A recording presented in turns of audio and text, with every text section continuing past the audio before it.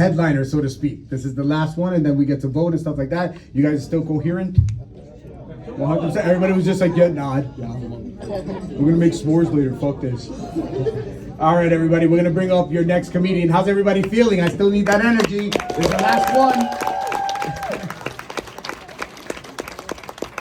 Don't make me get the Puerto Rican boat rocking again. 'Cause I'll fucking pull that card.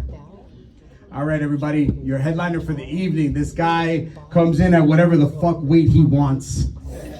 This guy's a very good friend of mine, just like much of everybody else on the bill. I see him often. He's a funny guy. I love working with him. He's gonna give you something of a little bit of like this feel of a Balboa.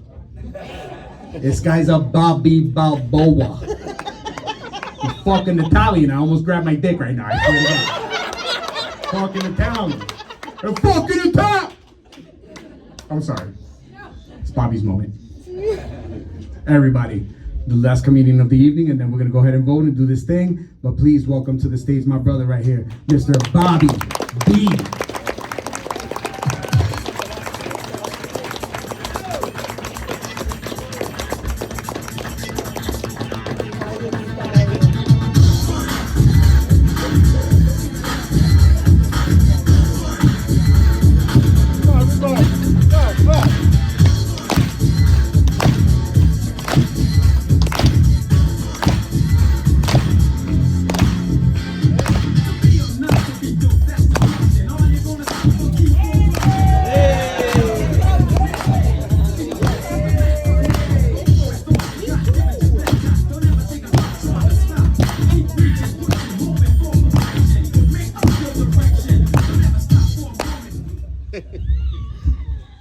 It matches the outfit, that's all. That's the only reason why. All right, so everybody don't think you're gonna get a boxer up here or, you know.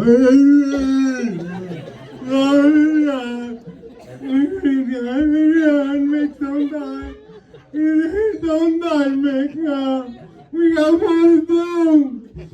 We got more to do, Mick.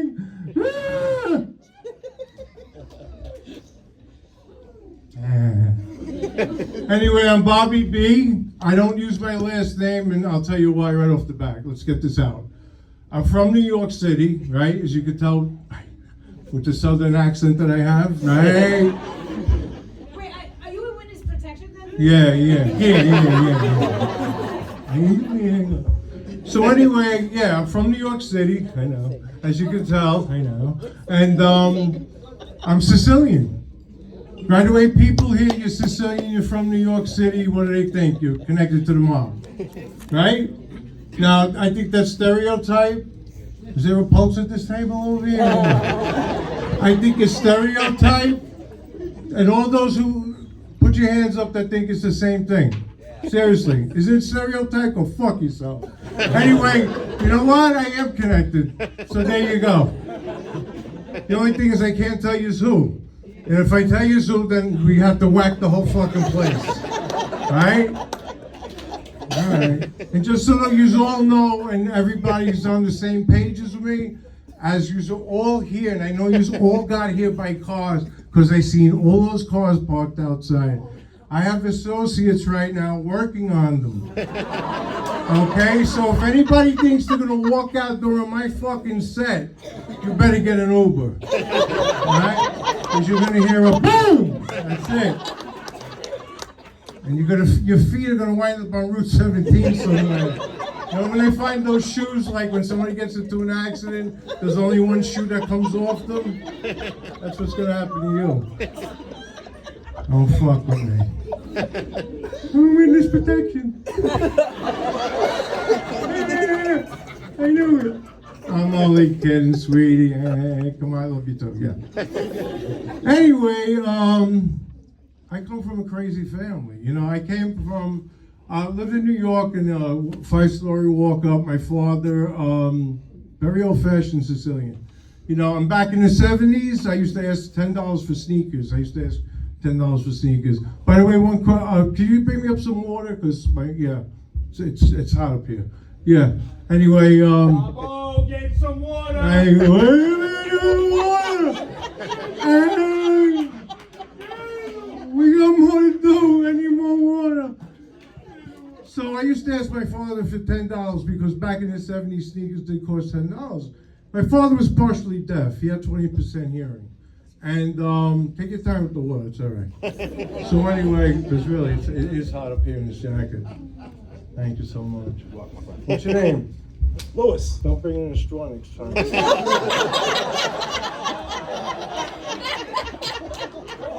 What am I, fucking 3? Get out of here. Get the fuck out of here. Your car's going up tonight. Boom. So I said, Dad, can I have $10 for sneakers? And he's looking at me like, what? What do you, he used to tell my mother, what the fuck, is he crazy? So my father, for $10, he could get, back in the 70s, 20 pairs of shoes. I only wanted 1 pair of sneakers, right? So being I was the baby of the family, my mother loved me. She used to do anything for me. She's behind my father going, don't worry about it, man, don't worry about it.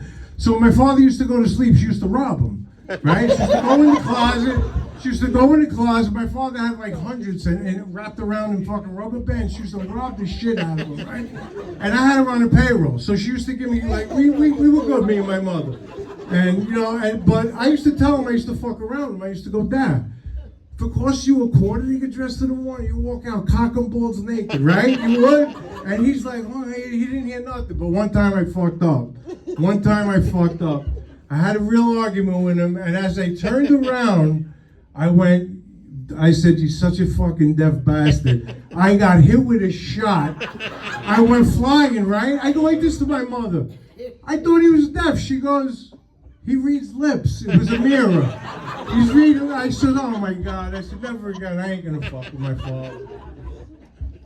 Rest in peace, anyway. I got questions now. I know there's a lot of Italians here. Anybody knows what Vito means in Italian? V-I-T-O? Yeah, me, I know. Oh my God, we're a bunch of fucking idiots. Anyway, no, seriously, Vito in my family means moron. Yeah, idiot. Stupidity. He's a real asshole, my cousin. I love this kid, but he's a fucking moron. Really, he is. I felt bad. You know when they say, oh, he might have been dropped on his head when he was a kid? They used his fucking head for a basketball, this kid. That's how fucking stupid he is.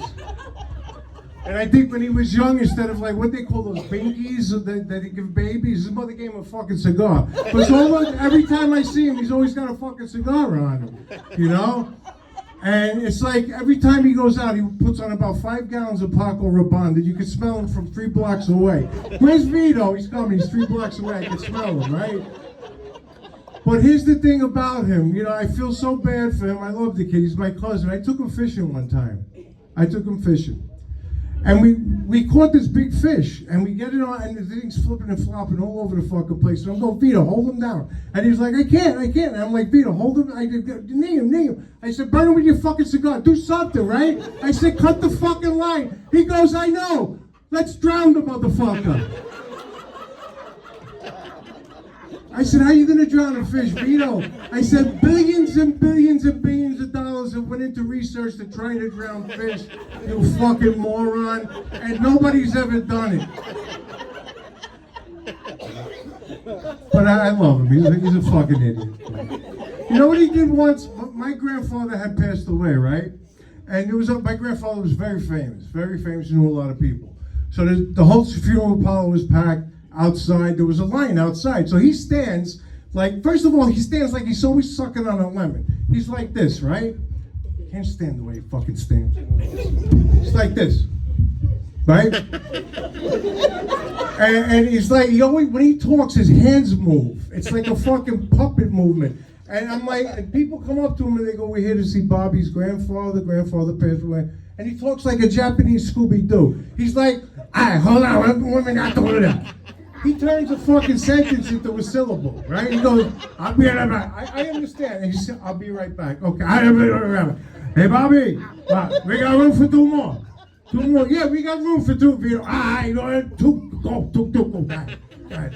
There's 4 people coming, he knows. Hey, you made it here. I know there's a long pipe. What? There's a long people. I know, I get you in. 4 people, I get you in. Bobby, 4, they're with me. It's a fucking wake, you fucking idiot. It ain't a nightclub. It's not a fucking after-hour joint. I get you in, I get you in. Vito, you know what? I get sick of them sometimes. I do. But Italian wakes, has anybody ever been to an Italian wake funeral? Yeah? All right, back in the, all right, now it's like one day they have the viewing and the next day the burial, right? Back in the 70s, it was a 3-day thing. A 3-day thing. And here's day one, number one. You got all the Italian women, right? All the Italian women. As soon as they get in, there's a fucking screaming contest. Ah! Ah! Ah! Ah! Take me! Hey, why was it you? It should have been me. Move over. Let me get in the fucking coffin with you. I can't take this no more. Get her outside. Get the fuck up. Get her outside. Get her outside. Throw her under a fucking car. I can't stand that motherfucker, right? Day two, it turns into a party, right? You walk up and you're like, what happened? In one corner, somebody brought up platters of food. The other corner there's liquor, fucking beer. Who's playing poker in that corner? All my grandmother's friends, they're 80 and over. And here's one thing, wait, because I brought these with me. Hold on. Does anybody knows what these are? What are they? No, these are rosary beads to you. To these, an 80-year-old Italian woman, this is a fucking cell phone. A direct line to God.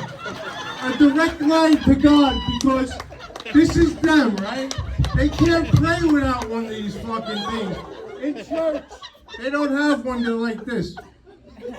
You give an 80-year-old the fucking rosary beads, they're like Rayman. My grandma and your grandma sitting by the fire. My grandma and your grandma set that place on fire.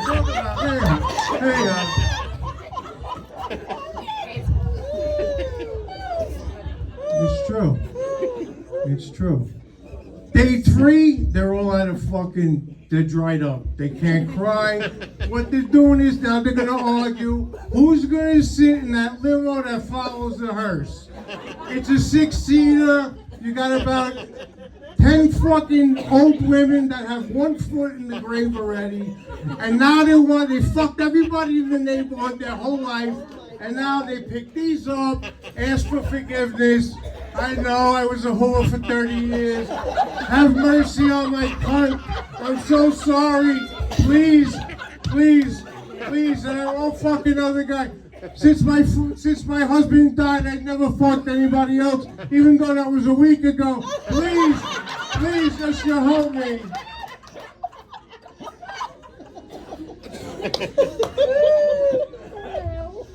I'll give you just a second.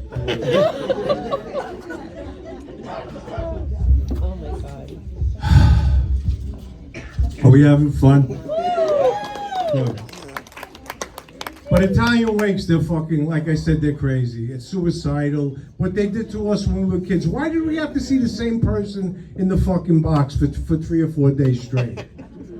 Oh, the other thing I totally forgot to mention, I'm sorry, because you're such a great crowd, is like, everybody's doing what they're doing in the corner, right? I go like this to my grandmother. Where's Grandpa?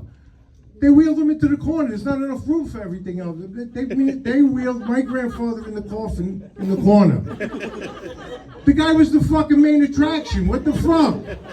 Without him, there's no wake.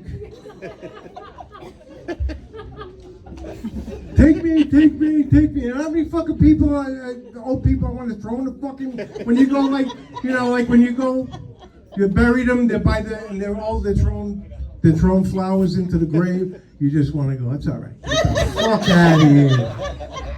Fucking hump. All right, we're going to move to Italian weddings, all right? Italian weddings. You're damn sure this is funny, honey. Because you're going to laugh your ass off now. Italian weddings are unbelievable. They're unpredictable, okay? Italian weddings is, you got 500 people under one ceiling that hate the fuck out of each other.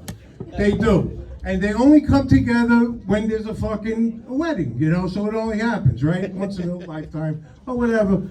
So you go and everything, you know, for the bride and groom, your big thing, you know, they're gonna get married, they're gonna go fuck for free and everything for about 2 weeks, somewhere, come back and get a divorce. That's what's gonna happen anyway, right? It's true, I know. But the thing is this, here's the wedding, right? You have everybody sitting at the table. One thing, I don't know if you know us about us Italians, what we have.